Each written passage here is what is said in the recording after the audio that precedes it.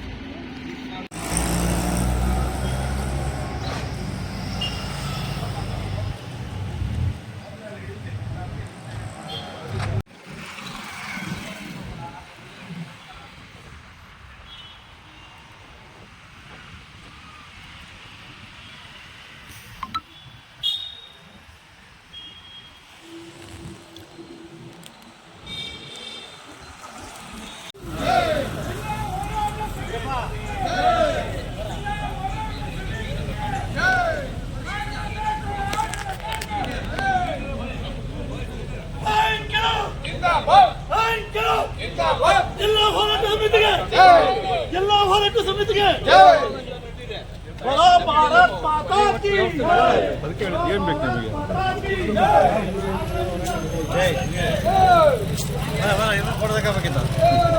ನಿಮಗೆ ಶ್ರೀನಿವಾಸಿದ್ರು ಒಂದಿಷ್ಟು ದಿನ ಹೀಗೇನೆ ನಮ್ಮ ಅನಿವಾರ್ಯತೆಗಳು ರಾಜಕೀಯ ಪಕ್ಷಗಳನ್ನು ಮುನ್ನಡೆಸಿದ್ವಿ. ಅದೆಲ್ಲವನ್ನ ಕಳಿಸಿ ಹೋರಾಟಗಾರ ನ್ಯಾಯದ ಕಡೆಯ ಶ್ರೀನಿವಾಸ್ ಇವತ್ತು ಗುಣಿದ್ದಾರೆ. ಪ್ರತಿ ಶಬ್ದವೂ ಕೂಡ ಮೌಲ್ಯಯುತವಾಗಿ ಅಂತ ಬಯಸ್ತಾ ಇದ್ದಾರೆ. ಹೆಚ್ಚಿನ ಆದ್ರೆ ಈ ಹೋರಾಟ ಇದು ಎಲ್ಲರ ಸಮ್ಮುಖದಲ್ಲಿ ಸರ್ವರ ಸಹಕಾರದಿಂದ ಎಲ್ಲರೂ ಬೇಕು ಅಂತೇಳಿ ಮಾಡ್ತಾ ಇರ್ತಕ್ಕಂಥ ಹೋರಾಟ ಆದ್ರಿಂದ ಇಲ್ಲಿ ಯಾರನ್ನೂ ಕೂಡ ದೂರವಿಲ್ಲ, ದೂಷಣೆ ಇಲ್ಲ, ಏನೂ ಇಲ್ಲ. ನಮಗೆ ಆಡಳಿತಾತ್ಮಕವಾದ ಸಹಕಾರ ಸಿಕ್ಕಿದೆ. ಎಲ್ಲ ಶಾಲೆಗಳಿಗೆ ಓಡಾಡಿದೀವಿ, ಎಲ್ಲ ಕಚೇರಿಗಳಿಗೆ ಓಡಾಡಿದೀವಿ. ನಾವು AC ಅವರಿಗೆ ಹೇಳಿದ್ವಿ, ನಿಮ್ಮನ್ನೇ ಜಿಲ್ಲಾಧಿಕಾರಿಗೆ ಮಾಡಬೇಕು ಅಂತ ಹೇಳಿ ನಾವು ಇವತ್ತು ನಿಮಗೆ ಮನವಿ ಕೊಡ್ತಾ ಇದೀವಿ ಅಂತೇಳಿ ಒಂದು ಅಧಿಕೃತ ಸಭೆಯಲ್ಲೂ ಕೂಡ ಸಭೆ ಒಳಗೆ ಹೋಗಿ ನಮ್ಗೆ ಅವಕಾಶ ಕೊಟ್ಟಿದ್ದಾರೆ. ನಾವು ಮನವಿಯನ್ನ ಸಲ್ಲಿಸಿದೀವಿ. ಮೇಲ್ ಹತ್ತದಿಲ್ಲ, ಕೆಳಗೆ ಇರೋಣ. ನಾವು ಮೇಲ್ ಹತ್ತದವ್ರು ಸರಿಯಾಗಿ ಕೆಲಸ ಮಾಡ್ತಾ ಅಂತ ಹೇಳೋರು, ನಾವು ಕೆಳಗೆ ಇರೋಣ. ಸ್ನೇಹಿತರೆ, ಇವತ್ತು ಮೊದಲನೇದಾಗಿ ಸಾಗರದ ನಗರದ ತಾಲೂಕಿನ ಜನತೆಗೆ ನಾನು ವಿಶೇಷವಾಗಿ ಅವರಿಗೆ ನಾನು ನಮಸ್ಕಾರಗಳನ್ನು ಸಲ್ಲಿಸ್ತೇನೆ, ಕೃತಜ್ಞತೆಗಳನ್ನು ಸಲ್ಲಿಸ್ತೇನೆ. ಯಾಕಂದ್ರೆ ಸಾಗರದ ಜನ ಅಂದ್ರೆ ನಾಗೇಂದ್ರಪ್ಪನವರ ಸಾಗರದ ಜನ ಅಂದ್ರೆ ಭಾರಿ ಸಹನೆ ಜನ, ತಾಳ್ಮೆ ಜನ. ಏನ್ ಸವಾರಿ ಮಾಡಿದ್ರು ಮಾಡಿಸ್ಕೊಳ್ತಾರೆ ಅಂತ ಕೆಲವ್ರ ತಲೆಯಲ್ಲಿದೆ. ಸಾಗರದ ಜನ ಎದ್ರೆ ಯಾರು ಕಂಟ್ರೋಲ್ ಮಾಡಕ್ಕಾಗಲ್ಲ. ಸಾಗರದ ಜನ ಇವತ್ತು ಸರ್ಕಾರಗಳಿಗೆ ಸಾಗರ ಜನ ಹೇಳ್ತಾ ಇದ್ದಾರೆ, ಮೆರವಣಿಗೆಗೆ ಹಿಂದೆ ಕರೆದಾಗ ಸಣ್ಣ ಸಭೆಗೆ ಕಡಿಮೆ ಜನ ಬಂದಿರಬಹುದು, ಆದ್ರೆ ಸಭೆಗೆ ಕಡಿಮೆ ಜನ ಬಂದಿರ್ಬೋದು.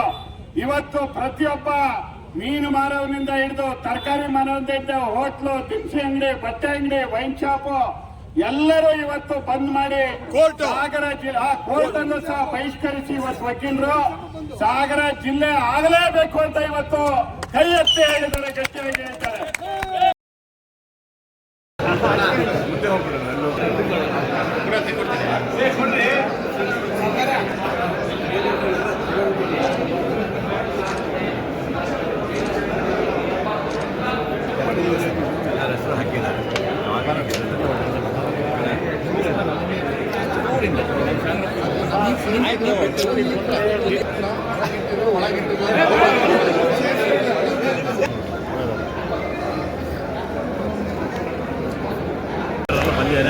ಮನವಿ ಕೊಡ್ತಾರೆ ಸರ್.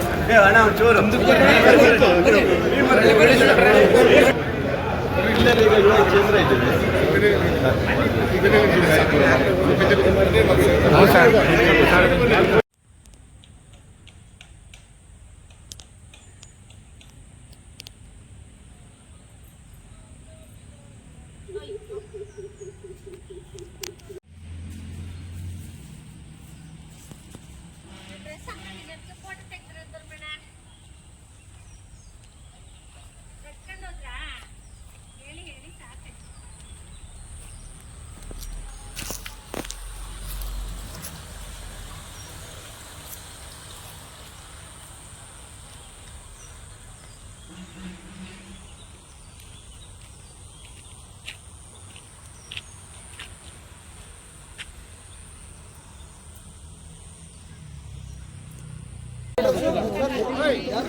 ಯಾರ್ದಿದೆ ಸರ್ ಅದು?